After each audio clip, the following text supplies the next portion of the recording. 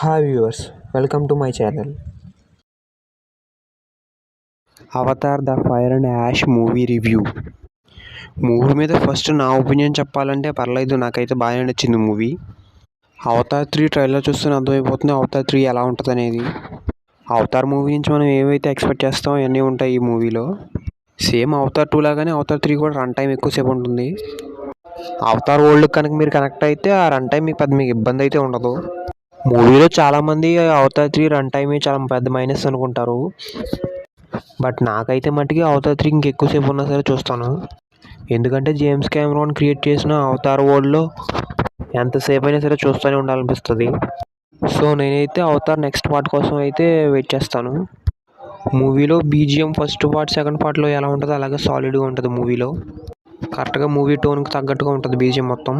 ఇక actors performance విషయానికి వస్తే యాజ్ యూజువల్ అందరూ పర్ఫెక్ట్గా చేశారు. సో ఇంకా ఫైనల్గా మూవీ గురించి చెప్పాలంటే it's a good movie with good visuals but average story. Thank you for watching this video.